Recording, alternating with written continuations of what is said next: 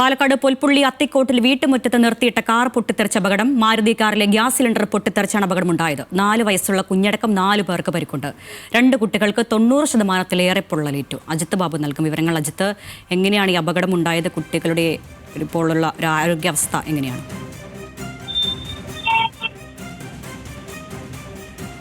രമ്യ, ഇതിൽ 4 പേരിൽ 2 പേർക്കാണ് ഇപ്പോൾ ഗുരുതരമായി പൊള്ളലേറ്റിട്ടുള്ളത്. ഇത്തരം അവരുടെ ചികിത്സാ നടപടികൾ തുടരുകയാണ്. 90%-ലധികം പൊള്ളൽ നിൽക്കുന്ന സാഹചര്യം ഉണ്ടായിട്ടുണ്ട്. ഏതാണെങ്കിലും ഈ വാഹനം സ്റ്റാർട്ട് ചെയ്യുന്ന സമയത്താണ് ഇത്തരത്തിൽ പൊട്ടിത്തെറിക്കുന്ന ഒരു സാഹചര്യം ഉണ്ടായത്. എങ്ങനെയാണ് ഈ സംഭവം നടന്നതെന്ന് ഉൾപ്പെടെയുള്ള കാര്യങ്ങൾ ഇനി വിശദമായ പരിശോധനയ്ക്ക് ശേഷമേ മനസ്സിലാവുള്ളൂ. ഇപ്പോൾ പ്രാഥമികമായി മനസ്സിലാക്കുന്നത് അതിന്റെ ഭാഗമായി ഉണ്ടായ ഷോർട്ട് സർക്യൂട്ട് ഒക്കെയാണ് ഈ പൊട്ടിത്തെറിയിലേക്ക് കാരണമായതെന്നുള്ളതാണ്. നിലവിൽ പ്രാഥമികമായ വിവരം മാത്രമാണത്. ഒരു വിശദമായ പരിശോധനയിലൂടെ മാത്രമേ ഇത്തരത്തിൽ എങ്ങനെയാണ് ഈ സംഭവം ഉണ്ടായെന്ന് ഉൾപ്പെടെ ഉള്ള കാര്യങ്ങൾ മനസ്സിലാവുകയുള്ളൂ. ഏതാണെങ്കിലും 2 പേർക്ക് ഗുരുതരമായി പൊള്ളലേൽക്കുന്ന സാഹചര്യം ഉണ്ടായിട്ടുണ്ട്.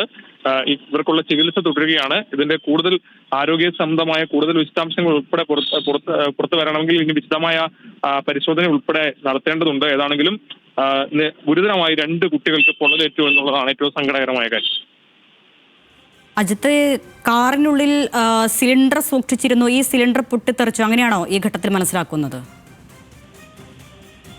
അരുണ്യ, അല്ല, ഇത് ഇത്തരത്തിൽ ഗ്യാസിന്റെ സഹായത്തോടു കൂടി ഓടുന്ന വണ്ടിയാണ്. അത്തരത്തിൽ മാരുതിയുടെ പഴയ വണ്ടിയാണ്. ആ വണ്ടിയിലാണ് ഇത്തരത്തിൽ വണ്ടി സ്റ്റാർട്ട് ചെയ്യുന്ന സമയത്ത് ഇത്തരത്തിൽ ഈ ഗ്യാസ് പൊട്ടിത്തെറിക്കുന്ന സാഹചര്യത്തിലേക്ക് കാര്യങ്ങൾ എത്തിയത്. ഏതാണെങ്കിലും അങ്ങനെ അപകടം ഉണ്ടാകുന്ന ഘട്ടത്തിൽ തന്നെ വലിയ ശബ്ദമടക്കം ഉണ്ടായി.